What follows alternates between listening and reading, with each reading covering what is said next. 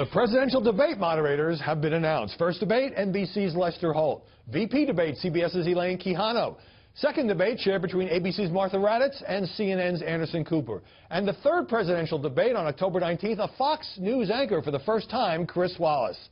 I sat down with the host of Fox News Sunday shortly after the news broke.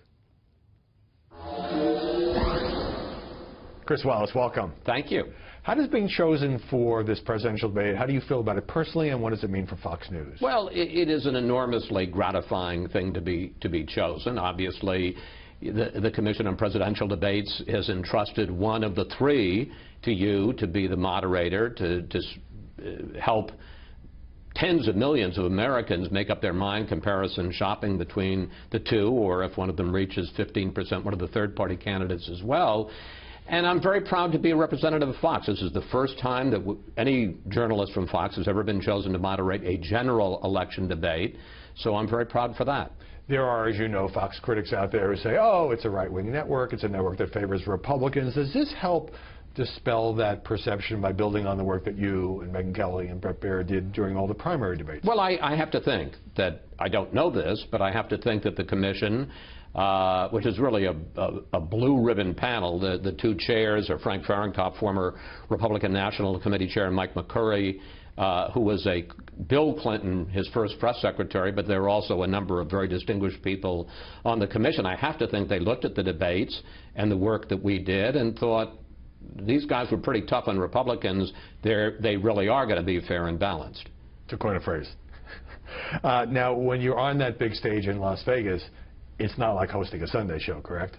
No, it's very different, and I'm very mindful of that. It isn't coming up with a killer question, not coming up with the great follow-up. I see myself as a conduit to ask the questions and basically to get the two candidates, or as I say, if one of the other people is on the stage as well, one of the third-party candidates, but to get the candidates to engage. I view it as kind of being a referee in a heavyweight championship fight. If it succeeds, when it's over, people will say, you did a great job, I don't remember you ever even being on the stage.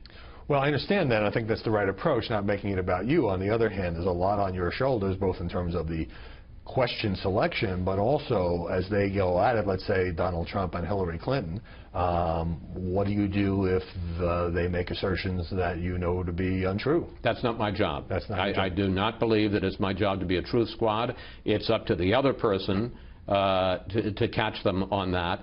I certainly am going to try to maintain some reasonable semblance of equal time. If one of them is filibustering, I'm going to try to break in respectfully and give the other person a chance to talk. But I really want it to be about them engaged. I want it to be as much of a debate. People often talk that it's simultaneous news conferences. Right. I want it to be as much of a debate as possible. Frankly, with these two and the way, you know, as Keith Jackson used to say about football rivals, these two just plain don't like each other. I suspect I'm not going to have any problem getting them to engage with each other. But I don't view my role as truth squatting. I think that's a step too far, and if people want to do it after the debate, fine. It's not my role. Now, there is a lot on your shoulders. It's a great honor, but also you have essentially sole discretion to decide what topics are going to be covered and how the questions are going to be crafted. Are you going to, how do you go about drilling down to decide what to pack into that 90 minutes? Well, first of all, I didn't really know what went into it, and I'm learning, and it is a little daunting. For instance, the way the debate is organized, there are going to be 6 topic areas, 6 buckets, if you will. And, you know, one might be immigration, one might be ISIS, and on and on. And each one, the moderator asks a question, and each of the candidates gets 2 minutes to respond.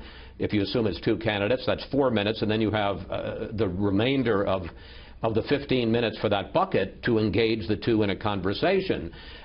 I asked one of the people on the commission yesterday, well, who decides the 6 buckets? Because somebody has to tell the campaign, the 2 campaigns, a week in advance. What are the 6 buckets? They said, you do. And I'm like, really? They said, yeah, you decide what the topics are going to be, and we tell the campaign, and that's it. No committees, no bureaucracy. No. Your father, Mike Wallace, had an extraordinary broadcasting career. What advice do you think he might offer you? Well, it's funny, I've thought about this a lot. He would be very proud of me. I think he probably would have tried to steal it from me because that's who he was. He was known to have sharp elbows. He did, and I think that he'd basically say, just do what you do. And yet it's different than a Sunday show, but just ask smart questions, listen, follow up in the sense of if somebody says something, try to engage the other person and get them to engage with each other. And again, understand that this isn't about you, it's about the candidates, and it's about the voters having an opportunity at the end, because the last debate will be less than 3 weeks before the election, an opportunity for voters to compare us and shop the last time they'll see these two on the debate stage together. Chris Wallace, do what you do, and thanks for doing it with us. You bet. New York Times reports that Hillary Clinton's campaign didn't want anyone from Fox News, but the debate commission is in.